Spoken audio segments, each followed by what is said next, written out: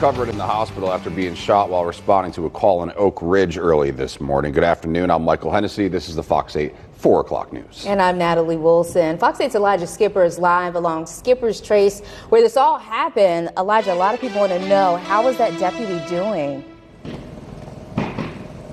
After responding to this home behind me, that deputy was rushed to the hospital and is now being considered stable. The suspect, who was also injured, was arrested and then also sent to the hospital with non-life-threatening injuries. The Guilford County Sheriff's Office say that deputy was responding to a call at 7504 Skipper's Trace around 1:23 a.m. this morning when he was shot. Officials have said that there is no ongoing threat to the community and that this isn't considered a deputy-involved shooting. We asked about the events leading up to the shooting and who fired the gun involved. The Sheriff's Office says they couldn't comment as it is an ongoing investigation. Throughout the day, we've seen a woman inside that home walking around and peeping through the windows. She didn't answer when we knocked. Here's a listen to some of the emergency radio traffic. You respond to 7504 Skipper's Trace. Caller requested response, and then when asked what happened, stated you'll find out when you get here and disconnected. Female caller called back in reference to the same initial caller, stating she doesn't know what's going on and that she's locked herself in the room, that he's throwing stuff around. Hey friends, I'm Elizabeth Val. Greg Merriweather has the night off. An East Baton Rouge Sheriff's deputy is out of the hospital tonight after he was shot while on duty. Another deputy's vest stopped him from being hurt badly. The shooting suspect, 21-year-old Ticarius Armstrong, died on the scene. We gave you a first look at the body camera footage during our last newscast. Since then, Dion Guillory has been able to get more perspective on what we're seeing in that video. Dion. Elizabeth, the two body camera videos released tonight by the Sheriff's Office run less than a minute combined. It is from the point of view of the deputy whose bulletproof vest protected him. Another deputy behind him was shot in the abdomen. Tonight, we are getting insight of his time in the hospital in this 9 News exclusive. Go ahead and announce. Danger on the job. This new body cam video shows the moment deputies entered this house on Robertson Avenue minutes before shooting. You can see deputies preparing to enter the home just after 10 Thursday morning. Sheriff's Office search warrant. The sheriff says the operation was a part of a joint investigation with the Drug Enforcement Administration. Sheriff's Office. Deputies then move inside the home. That's when they come across a suspect in a back bedroom. The Sheriff's Office only released a portion of the video. They say suspect Ticarius Armstrong fired a gun. He was shot and killed. One deputy was shot, but his vest stopped the bullet from going into his chest. The other in the abdomen. He was taken to a hospital and was later released. Baton Rouge Police Chief T.J. Morse told us exclusively about his visit with the deputy. He was in great spirits. It was good to see him talking and being surrounded by his family. And Sheriff Gotro was actually there as well. Morse, who spent 15 years on the SWAT team, says he knows the dangers of the job. I just wanted to go look at him, tell him, hey, I'm here for you. You need anything? I know you got your Sheriff's Office family, but the BRPD family's here for you as well. The deputies' names will not be released due to their undercover status. We're told this is an ongoing investigation. 12 News did spend the day in Jasper speaking with Lance's family.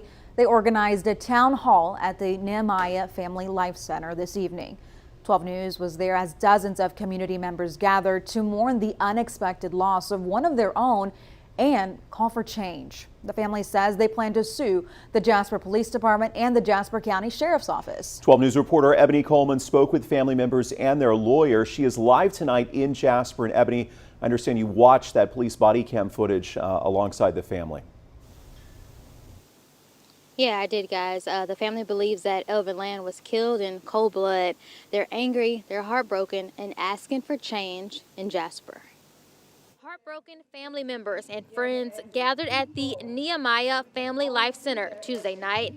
Dozens are demanding answers after 67-year-old Elvin Land was shot and killed inside his home. Cold-blooded murderers. Mr. Land was ambushed. We just want to know the truth. We want to know because the other one was a good man. Land's cousin, Tamika Robinson, is now demanding a change in city leadership. When it comes to African Americans and the police department and police, period, especially our white officers, it's the same thing over and over. History just keeps repeating itself. We've got to get a new chief of police and we've got to get a new mayor.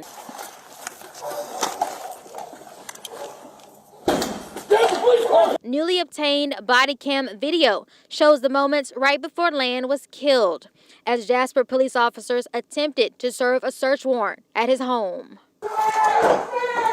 The family's attorney, Jonathan Goings, tells 12 News Land shared the home with his nephew. They say Land was inside his bedroom when officers breached the door. Goings says Land had been shot in his home last April and had been receiving treatment for PTSD since then, something he said would have been in the police department's database. Anything that Mr. Land did at that moment, it was to protect himself, okay? They did not have to go in there and use that amount of force. I understand that there were over 21 bullet casings found from police weapons. Goings says the family plans to move forward with filing a wrongful death and survival action lawsuit to hold all parties involved accountable. Goings says the family plans to sue the city, the police department, and officers involved. He also confirms his firm will pursue an independent investigation. I'm live in Jasper. Ebony Coleman. Police are out here to help us, be here for us. I mean, for kids to be out here shooting, it's not good. We're learning more about the police officer who was seriously injured during a shooting spree in Springfield Wednesday night. Thanks for joining us, everyone. For Western Mass News at 4, I'm Chris Pisano. And I'm Abby Carnevale. Springfield police have now identified Nestor Santos as the officer who was shot in the face and leg, and he's being treated at a Boston area hospital with his family and members of the Springfield Police Department by his side. Earlier today, 5 of the 7 suspects involved in the brazen shooting faced a judge. Western Mass News reporter Glenn Kittle joining us live after attending today's arraignment. Glenn, it was a packed courtroom. Yeah, Chris, Abby, it was standing room only in Springfield District Court earlier today as hundreds of state and local police officers stood by to watch 5 out of the 7 suspects involved in this incident face the judge. Meanwhile, Santos's family stands by him while he recovers from surgery. Officer Nestor Santos, seen here in photos shared by the Springfield Police Department, has been identified as the officer who suffered gunshot wounds to the face and leg during Wednesday night's shooting spree in the city. Police say he was driving to work in his personal vehicle when he was hit on State Street. This was the scene Friday morning inside Springfield District Court, an overwhelming show of support from state and local law enforcement, packing a courtroom as 5 of the 7 suspects accused in the shooting faced a judge. Those suspects currently remain behind bars without the right to bail. And we're learning more about Officer Santos. Of note, the 7-year veteran of the Springfield Police Department received a Medal of Valor last year for his efforts in apprehending a suspect who was firing at officers in 2022, and a life-saving medal when he saved a 10-year-old from drowning back in 2015 when he was an officer with the Southbridge Police Department. Santos has a wife and 3 kids. One of them is a police officer himself, his son Anthony Santos, a member of the Southbridge Police Department. Springfield Police spokesperson Ryan Walsh tells us Officer Santos's character in and out of uniform is to be admired. He was also involved in another incident a few months ago that he was more than likely, I would say, going to be getting a commendation for his efforts as well when a gun was pointed at him and his partner. So I read all the reports, and he's a working cop. He's someone that comes to work ready to go, and it's someone that everyone is pulling for here. Sharing an update on the officer's condition, we're told Santos has had surgery and doctors were able to save the eye injured in the shooting. However, doctors say he will likely lose vision in that eye. Springfield police also say Santos still has a bullet fragment lodged in his head and will likely need more surgeries before he's released. Hamden District Attorney Anthony Gallooni tells Western Mass News he called the family Friday morning and spoke about how the family is holding up. They're emotional. They're taken aback. I mean, this is, I think, fewer than 48 hours at this point, and he's going to suffer with some very serious injuries for the rest of his life. So, they were very appreciative for the call. I had a pleasant phone call. It was emotional, but I think they're reeling, obviously. In In the wake of this shocking incident, thousands of dollars have been raised to help Officer Santos pay for his medical expenses. We'll bring you more on the support from the community coming up at 6. Reporting live in Springfield, Glenn Kittle for Western Mass News. We are continuing to follow breaking news for you that we first brought to you at 4 this afternoon. 2 Blount County deputies have been shot. Both were rushed to UT Medical Center. They are being treated. Knox County Sheriff Tom Spangler says thankfully the injuries were not life-threatening and a suspect is in custody. Now, this happened on Old Knoxville Highway near Jacob Springs Road. The road, by the way, still closed to through traffic. We sent a crew out to the scene where we're told it is now starting to calm down just a bit. 6 News reporter Molly O'Brien in Blount County for us. So, Molly, what can you tell us as of right now?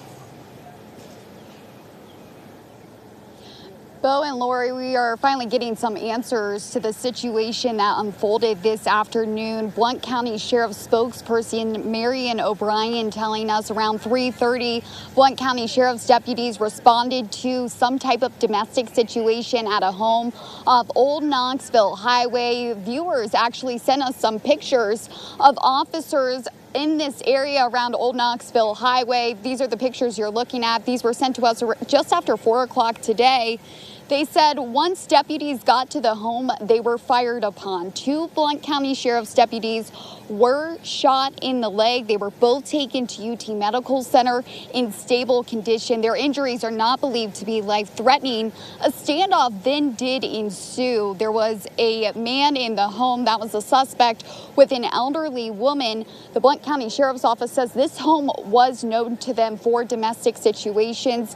We learned he was taken into custody. He's a man in his 50s. We do not know the name of this suspect at the time. The elderly woman that was inside that home was not injured in this situation, but unfortunately this situation isn't new to the Blount County Sheriff's Office. If you remember, in February they had 2 deputies shot. Deputy Greg McCowan was killed. Deputy Shelby Eggers was shot in the leg. We talked with Marion O'Brien about this situation not being new to them. This is what she had to say. It hits hard. This should not be happening again, and it's happening. So, yeah, it hits hard. And a lot of the same people that were involved in that one were on the scene for this one. Fighting back some tears there, understandably so. We know Blount County Sheriff James Lee Barong was at the scene. He was now at UT Medical Center. But again, 2 Blount County Sheriff's deputies shot. They're both believed to be in stable condition. The suspect is in custody in Blount County Jail, but that's where we find our 6 on your side reporter Ella Wales outside of UT Medical Center right now. Ella, what can you tell us about the scene out there? Molly, when we first arrived to UT Medical Center around 5 p.m., there were several patrol cars with their lights on over by the exit off Alcoa Highway to the medical center and then over here by the front entrance as well. Now, just about 20 minutes ago, we did see Sheriff James Lee Barong arrive here at the front entrance to the hospital. He got out of the car, was meeting with other officers, giving hugs, comforting everyone. As Molly did mention, they have been through this before. Luckily, we do have a better outcome this time with the 2 deputies just suffering non-life-threatening injuries, those 2 shots to the legs. But like I said, you'll see video now of the sheriff getting out of the car, meeting with officers who came out to show support here at the medical center, getting out and giving hugs to those officers. Now, when we first arrived, like I said, several different agencies here at UT Medical Center. We had KPD officers, KCSO deputies here, and of course, Blount County Sheriff's officers as well. So it was good to see everybody come out here and be showing support, and it does seem like it's cleared out a little bit now, especially with that news that the officers are in stable condition. Back to you guys. All right, Ella, Molly, thank you very much. And of course, I want to remind you as we get more information on the deputy's condition as well as the suspect, we're going to let you know on air and online at WAT.com.